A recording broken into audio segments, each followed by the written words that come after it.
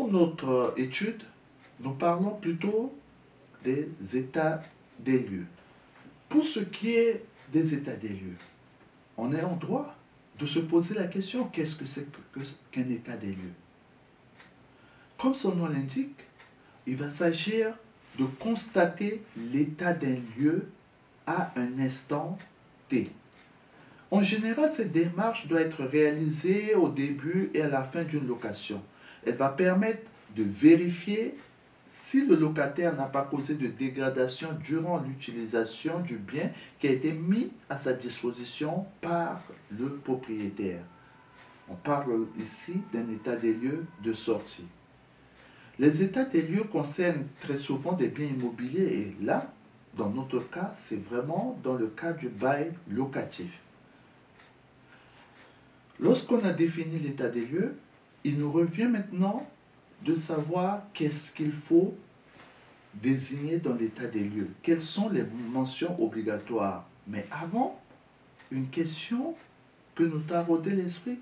C'est de savoir est-ce que l'état des lieux est obligatoire ou pas. Pour certains commentateurs, ils vont dire que l'état des lieux est obligatoire. Pour d'autres, non. Mais l'idée d'une obligation renvoie à l'idée d'une sanction. Est-ce que sans un état des lieux, le contrat de location va être réputé nul ou peut-être résilié? Mais non, nous verrons que sans un état des lieux, on peut toujours continuer à occuper les lieux. Ça veut dire aussi le contrat reste valable. Pour ce qui est des mentions obligatoires sur un état des lieux, le décret du 30 mars 2016, applicable depuis le 1er juin 2016, liste précisément les mentions qui vont être obligatoires pour qu'un état des lieux soit conforme. Il s'agit de déterminer le type d'état des lieux. C'est ce qu'on oublie le plus souvent. C'est la première chose qu'il faut entrer sur un état des lieux. Écrire s'il s'agit d'un état des lieux d'entrée ou d'un état des lieux de sortie.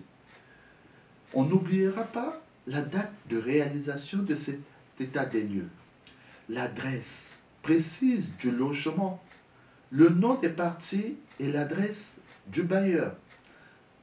S'il y a lieu, on doit aussi noter le nom et l'adresse des personnes qui ont été mandatées pour réaliser l'état des lieux. Imaginons que ce soit une agence immobilière et que c'est l'agent immobilier qui vient effectuer cet état des lieux. Il faut absolument qu'il y ait son nom et son adresse. S'il y a lieu, on doit compléter l'état des lieux par les relevés de compteurs individuels, les consommations d'eau, d'électricité et de gaz. Électricité et de gaz lorsque ils sont compris dans la location. Sinon, si c'est le locataire lui-même qui souscrit son contrat d'électricité ou de gaz, c'est à lui de remplir, de relever ses compteurs et de les adresser aux fournisseurs d'électricité ou de gaz. Dans l'état des lieux, on n'oubliera pas de mentionner les équipements de chauffage, de production d'eau chaude, de sanitaire, les détails et l'usage des clés. On oublie souvent le détail des clés.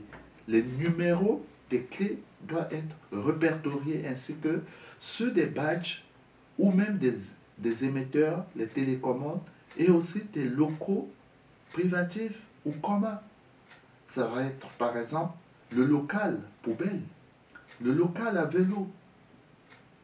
Et on n'oubliera pas aussi les clés des boîtes aux lettres, quand bien même les boîtes aux lettres sont dans le hall, mais la boîte aux lettres, de par la serrure et l'intérieur de la boîte aux lettres, l'intérieur il est privatif. Pour chaque pièce, la description doit être précise de l'état des revêtements, par exemple des sols, des murs, des usseries, des plafonds, des équipements du logement. On n'oublie pas à la fin la signature des parties ou de leurs représentants. Pourquoi? Parce qu'un état des lieux est dressé d'une manière contradictoire, c'est-à-dire les deux parties discutent, émettent leur point de vue et elles arrivent, ces parties, à un accord. D'autres mentions vont être obligatoires pour l'état des lieux de sortie, c'est-à-dire la nouvelle adresse du locataire.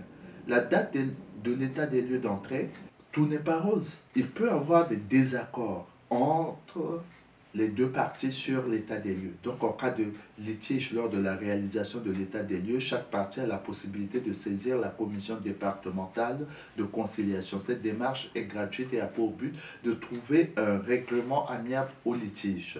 Si la conciliation ne permet pas de résoudre le différend entre le locataire et le bailleur, il faudra alors saisir le tribunal judiciaire. Avec la grande précision que le juge du contentieux, près le tribunal judiciaire, a une compétence d'attribution. On a deux sortes d'état des lieux. L'état des lieux d'entrée et l'état des lieux de sortie. Et il y a un autre état des lieux qui vient se greffer aux deux, mais qui n'a pas une valeur juridique.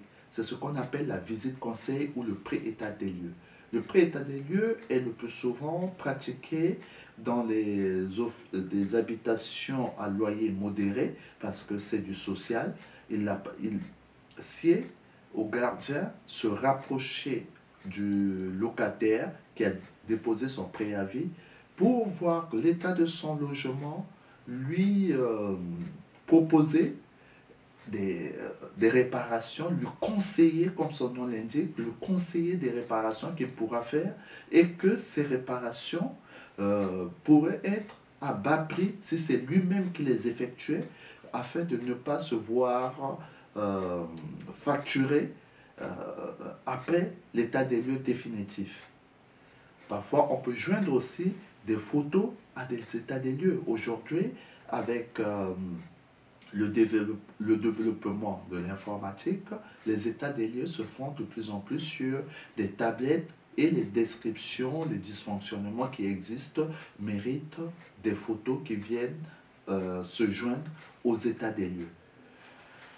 L'état des lieux dans un appartement se fait dans le sens des aiguilles d'une montre. Donc, lorsque on entre dans un appartement, automatiquement, à sa droite, on a le mur 1, le mur 2, le mur 3. Après, les chambres dans l'appartement, on va aussi partir de la gauche vers la droite, donc dans le sens des aiguilles d'une montre. L'état des lieux doit être fait au minimum en 2 exemplaires. Après l'état des lieux, il y a la signature, nous l'avons dit, et un exemplaire doit être remis au locataire.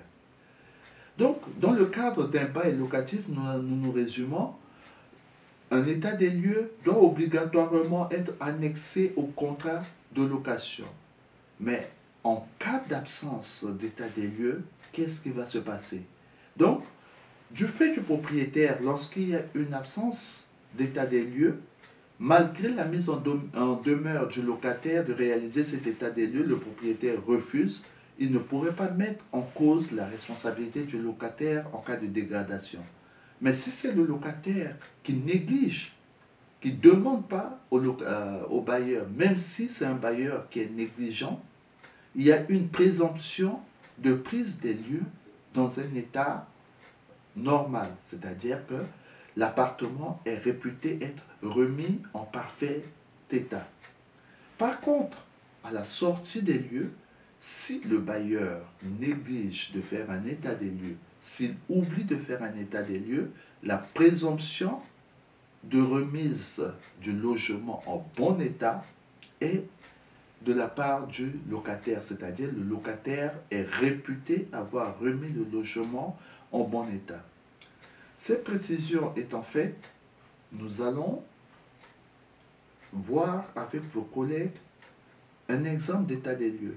Bien évidemment, nous n'allons pas détruire les murs pour qu'ils soient en mauvais état. Vous savez que le centre, il est propre, mais pour un état des lieux, nous allons afficher des images en imaginant que c'est l'état dans lequel se trouve le logement dans lequel nous allons faire notre état des lieux.